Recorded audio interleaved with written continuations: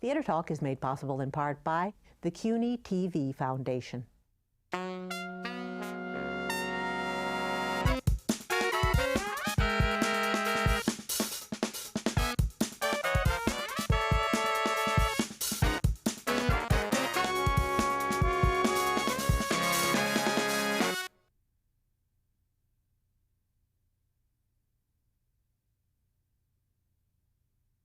This is Theater Talk. I'm Susan Haskins. Sly Fox is an ingenious comedy about sex and greed. It's written by one of our most prolific humorists, and I'm very pleased he's here with us tonight.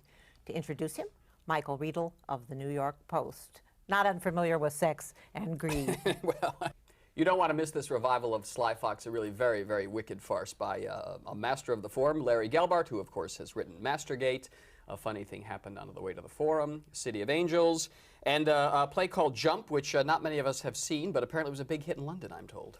No. It wasn't. No, it was not. It was a play about suicide, and it proved to be well named. The show just died. Larry Gelbart, welcome to Theater Talk. Thank you very much.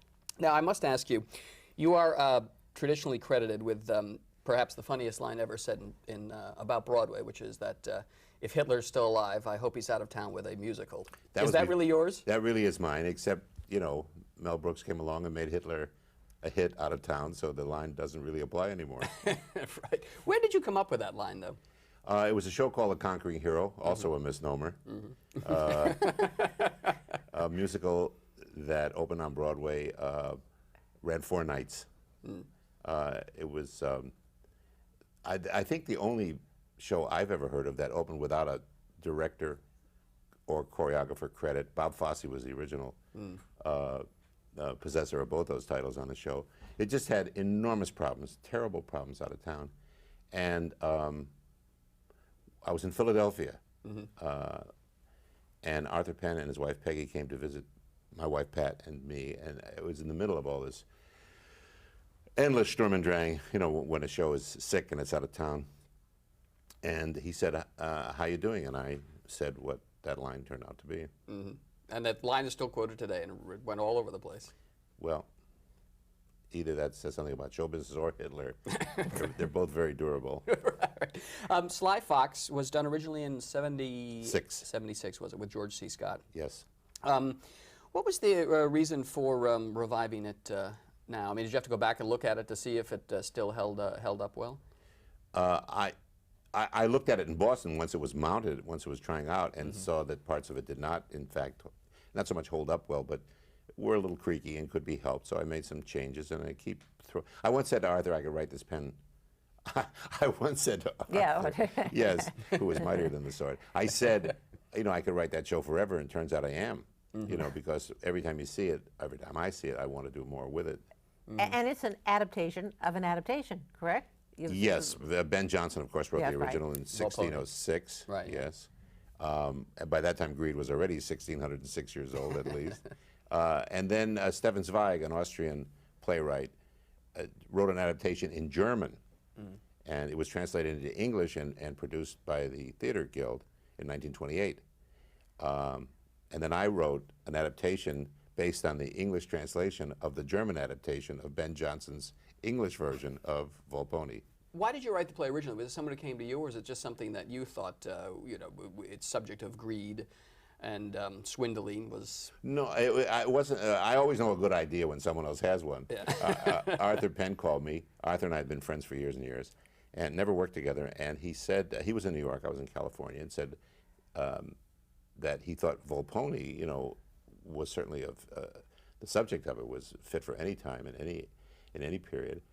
If that's not redundant, and if I'm not being redundant, I'm not being myself. And would I do an adaptation? Set it in San Francisco in the Gold Rush days, and it just seemed like a natural, and so I did. The tricky business of constructing a farce. I mean, we had Michael Frayn on not too long ago, and he always said the hardest play the most difficult play for him to write was Noises Off, because he said, Yes. when you build these things and you want to change something down here, then the whole thing gives way over here, and you got to go back and structure it again. Yeah, it's kind of if you remember pictures of logs floating down river, to the paper mill, you change one thing and everything starts piling up and bunching up. But I tell you, the best training for that was Forum, which was very intricately plotted, which I wrote with Bert Shevelov and Stephen Sondheim. You notice how people get rid of the collaborators real fast, which I wrote with, which I wrote with. But now it's usually Stephen Sondheim's. A funny thing happened on the way to the Forum, I'm afraid, Larry. Of course, it's become Stephen Sondheim's show, of course, and more power to somebody. Anyway, that was very, very, I mean, you talk about taking one thing out and having the whole house of cards collapse. We worked on that show for 5 years, and every time we made a minor change, it resulted in a major rewrite. How much of that, in Forum, how much of that farcical running back and forth was constructed after you got into rehearsals? It was all on paper. All on paper first, All on and paper. then just done. George Abbott, actually, who was the director of the original production, asked us to thin out the plot before we went to New Haven, which was our first tryout town. He said the audiences will never, never, never follow this. It's much too complicated. We said we would, but with the proviso that if we thought it was too thin, that we could put pieces back. And he said, "You won't believe me," and we were right. And true to his word, he let us put in what we had and more. So when you were working out the mechanics of Sly Fox, were you aware that there's always the danger of overloading the plot contortions in this kind of a play? No, I wasn't worried so much, and I'm not worried so much as when I see the play now about the plot contortions, because I don't think it's very difficult to follow. What really bothers me is sometimes the multiplicity of words. Just too many words sometimes, too many ideas in one line that maybe by the time we get to the actor gets to the end of it, they forgot how it started. And is that something you're realizing about the play as you watch it now that you did not know when you were writing it originally? Something new you've seen in the play? Well, yeah, I didn't realize it originally. Yeah. It's a form of showing off, really. Yeah, But now that I see it, I've simplified some stuff so that I hope I've eliminated that danger. Now, when you sit down to write a play like Sly Fox, you're of course known for these these witty one-liners. Do they just kind of, as you're writing along, pop into your head and make you chuckle and you put them in, or do you labor over the joke just to make sure the rhythm is right and every word falls in the right place to get the laugh that you want? It's a combination. Sometimes you write the idea of what you want someone to say, and then you take another look at it and make it that much funnier. Yes, it's stuff that pops into your head, obviously, with any luck at all. And then you hear the actor do it, and maybe you'll make a few adjustments based on his or her ability to do the line. But it's the currency for people who write comedy to think in a funny way. Yeah. There's a famous story about James Thurber, that he was at a dinner party and looking very peculiar, and somebody said, "What's wrong?" And he said, "I'm writing." That it was always going on with him. Is that true of you, that you're... Well, you're not talking to me now, I'm writing. Yeah, that's right. But I mean, no, but whenever I run into you and we have a little exchange on an opening night or something, you always have a joke. I mean, you always leave a conversation with a snappy one-liner. It's kind of a tick, Sometimes I really... Someone just said recently, I forget where, but he said he gets angry at himself when he makes a joke because somehow it's sort of... He feels like he's trivialized himself or the situation or the conversation, and I feel at times much the same way. But where did this gift develop? I mean, early in your life, when did you first discover you had this facility and this ability? I can't give you the exact date. Time, place, when you got your first laugh? 34 at 7 o'clock. But didn't I read in the New York Times about you hanging out? Hang around my father's barbershop. Yeah, and jokes are the thing there, just kibitzing or, guys trying to top one another. And my father, of course, not of course, but as it happens, knew every joke ever told. I mean, he just was miraculous in being able to tell a funny joke. Not his own necessarily. And my mother was kind of a wicked wit, so I got the benefit of jokes as a form of communication and wit from her. I can't explain it. I really can't explain it. You have written several movies, Tootsie, of course, Movie, a very good one that your friend Stanley Donen directed. Thank you. That's kind of a secret hit. It is, but it's a wonderful movie. I saw it not too long ago. Yeah, I like it too. And The Wrong Box, hilarious movie. Right. We were talking earlier about how writing for the movies has changed, and you were saying that it's now like like a football team. You know, they have this group that does the sentimentality and this that does the humor. How did that come about, do you think, in the history of movies? And does it mean that, is it one of the reasons why we get so many movies that just don't seem to be particularly well written anymore? Well, they don't seem to have, what they don't have is an individual point of view. Woody Allen, of course, is lucky because there's no input from other people, though other people telling him what he really meant when he wrote it, Right. and fixing it so that it becomes something he didn't write or mean. It was always pretty much that way in movies in the early days because it was a little more glamorous, you know. Bud Schulberg was rewriting F. Scott Fitzgerald. Right. The names were a little better. And a lot of that, mainly because, I don't know, some actors, although that wasn't the case in the days of the studio system, they didn't really have much to say about the content of what they did. But directors and producers and heads of studios, you know, develop itches that the original writer just can't scratch anymore, and so they get someone else to do what it is that the first, second, third, fourth, fifth, there were 35 writers on the Flintstones. It didn't help, there could have been 70, of course. Yeah. But that's proliferated. You know, they really, out on the coast, get writers by the six-pack, you know? They have an enormous amount of money in the budget for rewriting so that they don't care if they send $1, $2, $3, $4, $5, $6 million. And then there are production rewrites where people come in and make literally hundreds of thousands of dollars a day to fix scripts that they feel are in trouble in production. It all started with the blockbusters, I think. It all started with the need for, created by the studio's desire to roll craps with everyone. Like the whole studio will close down if this $200 million picture doesn't make it. So we're certainly not going to trust one writer to do it. Of course, of course. But is there any way a team of writers could have written Tootsie? Is there any way? Yeah. Well, there was a way. Oh, there were? Well, I mean, there were several people. It got to be ridiculous. You On know? Tootsie, huh? On Tootsie. I remember calling Sidney Pollack, who was directing it back here, and I said, you know, what is this new name I read now, Jim somebody? And he said, well, he's just stitching scenes together. I said, well, can he get a seamstress credit instead of a writing credit? Because credits do get debased, you know. Of course, yeah. Well, when that happens, are you? Do you like to work that way at all? Yeah, I mean, or do you, I hate it. Yeah. I So, hate it. so Who then likes it? How do you handle it? I mean, you just have to swallow it and be philosophical. That's or, why there's so many Porsche dealers in California and BMWs on the street. Really, because people buy some pride in what they did, even though what they did is no longer on the screen. The writing credits rarely reflect the true story. Yeah. Now, you wrote two of the great musical comedies, City of Angels and A Funny Thing Happened on the Way to the Forum. And I always have been hearing for, 15 years I've been writing about Comedy this. Tonight. Yeah, a comedy, right. We should get Larry Gelbart to do the book to this musical. How come you haven't written more musicals? Because I moved to the coast. I think if I had lived here all through the years, I would have, and been on a more almost neighborhood basis, with the theater, and people in it, I would have done more. But I got hooked up in MASH. I did do MASH. Well, what happened was I left New York in 62, 63, went to England for a few weeks and stayed 9 years. And so when I made my re-entry back into the States, I had to go to California really and work. We had 5 kids. You hadn't made enough at that point in your life to do what you wanted to do? Or? No. Well, in England in the 9 years, were you having the 5 kids, or were you working on? That's a lot of work. No, we took 5 kids to England. Oh, but what did you do in England? Did you write there? Just a little bit. Yeah. Not very much. I wrote Jump, and you can see how well that did. Yeah, I think so. They came back. So I came back. I'd written the MASH pilot, and so I came back to California, and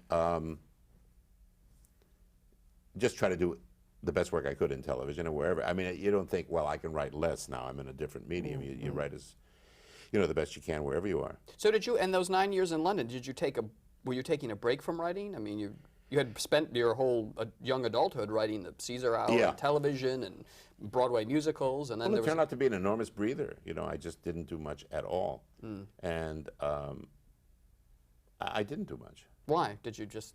I don't know. Well, by the time I moved to England, I'd been writing maybe 20 years, in radio, in television, and as it turned out, the theater. So I didn't mind sort of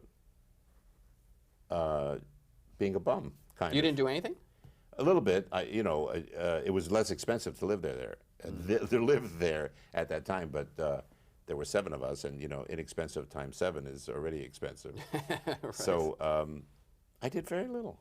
I would sneak back to this country, and write a pilot or 2 and go back there. But I didn't do much. How interesting. So are you a writer who has to write every day? Yes, Now you do. the doctor says I must. For your health. Doctor, yes. Will you write For my today? wife's health. What? Will you write today? Oh, sure. Yeah. You will. Yeah. Now, we're taping this in the morning. What are you going to do? Go back home and sit down this afternoon, or? I'll go to the hotel.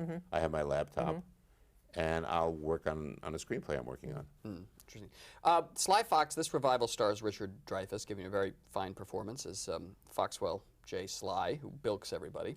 But the original starred George C. Scott, whose Yes. performance, not to overshadow Richard's performance, but his performance is still much talked about. And in fact, at the opening night, people were, the theater world, everyone in it has been in it a long time. There hasn't been a churning. So everyone who was there at this opening was there at the opening originally. Exactly. And they were talking about George. The difference between George C. Scott's approach to this role and Richard Dreyfuss's approach is? I think, in a word, danger. Yeah. There was always a dangerous element about George. One of the first, I guess, the first word is surprise, that George C. Scott, General Patton, the hustler, this dark, evil guy, could be funny, and indeed he was. That's the main. Richard is more devilish. Right. George was dark yet funny, which is a neat trick to pull off. Yeah. George's glare at the audience almost defied them, not to laugh. And then at the end, his curtain calls, I used to live for his curtain calls. He stared at them like, "How dare you watch me when I'm acting?" An easy man to get along with, George? A pussycat. Really? Just an absolute dream. And he did something I've never, ever had experience with in my life. I made really major rewrites all through our tryout period in Baltimore and in Boston, and then in previews in New York. I mean, whole pages.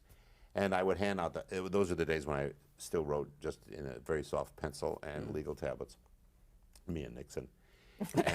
And I would hand out these handwritten sides to the players, and George would say, whether it was a line or a speech or really a whole page, he'd say, "Just read it to me. Don't show it to me." And I would read it to him, and it stuck. It was phenomenal.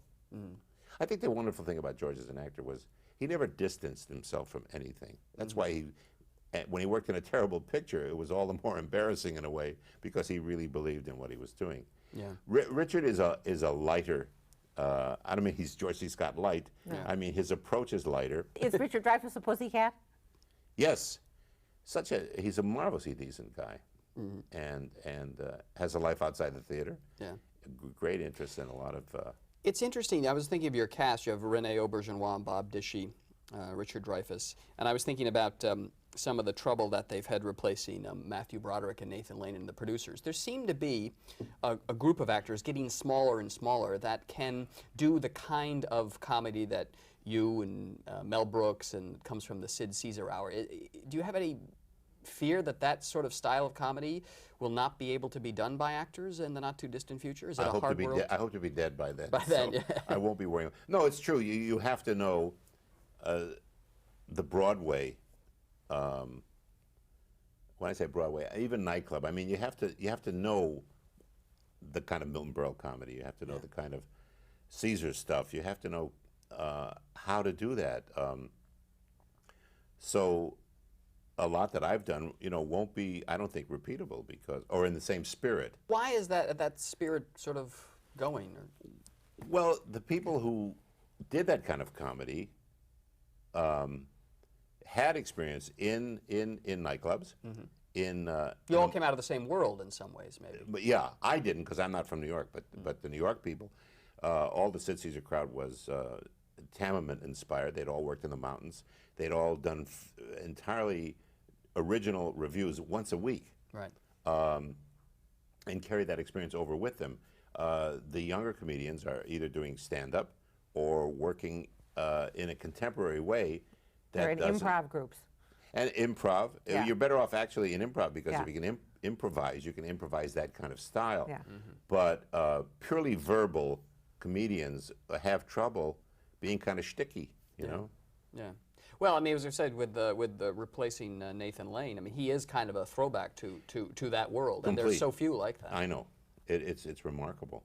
Yeah, yeah. I don't think they're coming from anywhere, the next crop. I mean, No, I mean, I agree with you. It'd be hard to imagine a Sly Fox being revived 20 years from now, and the kind of actors of like Renee and Bob Dishy, if they could really tap into that sensibility. I'm not sure. And of course, Forum too. Forum is in danger of extinction in a way. Yeah, think and the so? sense you get from Dishy and Renee is that they've done so much theater over so many years. Aside, you know, I know Dishy's improv and Renee did repertory forever, and that, you know, those are really stage actors with such craft, and that's what we're not. Yes, but what you have to have is the craft And the timing. and the timing, and you have to know how to do a take. You know, you have And to the know. weight, yeah. You know, you have to rely on what they probably think are very primitive methods of getting Yeah. a laugh. You know, Really? and there's a rhythm, and it's kind of a street smart rhythm. I think older comedians were less educated. They learned their smarts on the stage. I think younger comedians are smarter, book smarter, maybe world smarter, but not street smarter. And do you think perhaps that when you say these comedians that weren't so well educated, that the humor that they found is sort of what they were able to use to get them out of perhaps the poverty that they lived sure. in, and that's what they It was either that or their become currency. Sure, or become a prize fighter. You know, I mean, there were just so many things you could do to lift yourself above that level. So is this why Forum's almost obsolete also, because even though it's scripted, that they just don't have the timing? Because the laughs are still in Forum. I mean, Yeah. it's laid out very clearly for you in your book. It is, but in the wrong hands, and very often it's in the wrong hands, it looks like a high school play. They're doing it in London actually this summer at the National Theatre. We'll see who's left over there. Who knows? Who can do it? Yeah. Yeah. Any plans to do another Broadway musical? Yes, What? exactly. What? I did a musical review. It's too hard to describe what it is actually, but Cy Coleman did the music and Alan and Marilyn Bergman did the lyrics. Out in L.A. Out in L.A. recently, We yeah. called it Like Jazz. It won't be called that when it gets here. We need another title, clearly, we feel. And we hope to be back here within a year. I've done a sort of connective tissue. So you're the seamstress, sort of. Exactly. Back. Well, that's how my mother started this country, as an immigrant girl, and I guess we revert to our roots, right? I'm sewing together this little show. for Cy and Marilyn and Alan. Yes. All right. Well, Larry Gelbart, it's always a pleasure. I should always. Always. Yeah. It's always going to be a pleasure. It's always going to be a pleasure Yes. to have you All right. coming back. Thank Sly Fox, a very funny play, given a fine revival at the Ethel Barrymore Theater with Richard Dreyfus. Yes. Thank you very much for being our guest on Theater Talk. Thank you for having me. Thank you.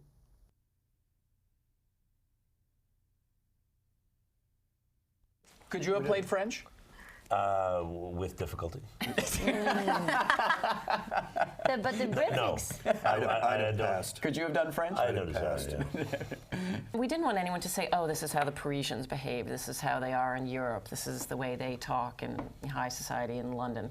That it seemed very important for the audience, which is, you know, we have a New York audience was our target, that it be set here so people could relate to it. And you know, we have a French program at the station, and I was discussing this with the French producers, and they were saying, well, you know, this is really a very American play.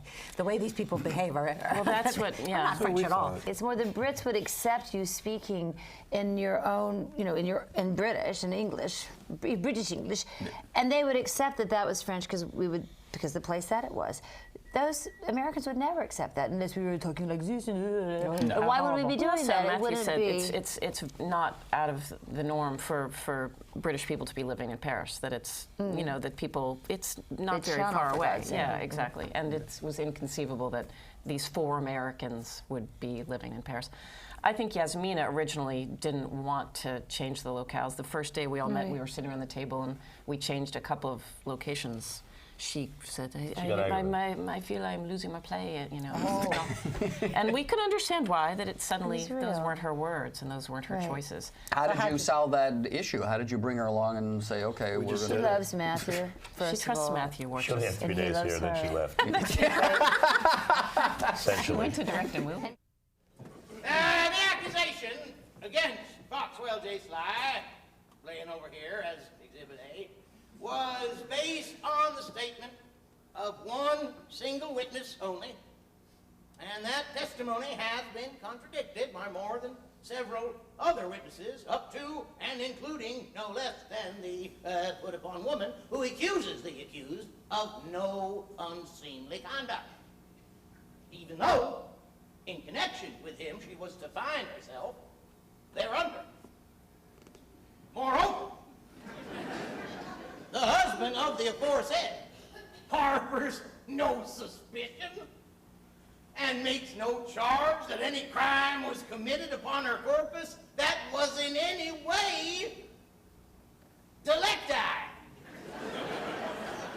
And finally, the court feels that the miserable condition of the accused makes the possibility of an act of sex dependent only upon an act of God. Our thanks to the Friends of Theater Talk for their significant contribution to this production. Theater Talk is made possible in part by the Frederick Lowe Foundation, the Eleanor Naylor Dana Charitable Trust, the Alan S. Gordon Foundation, the Corey and Bob Donnelly Charitable Fund, Carrie J. Fries, the Dorothy Strelson Foundation, the New York City Department of Cultural Affairs, and the New York State Council on the Arts, a state agency. Playbill Online is the official website of Theater Talk and the home of the Playbill Club, providing information and opportunities for theater lovers.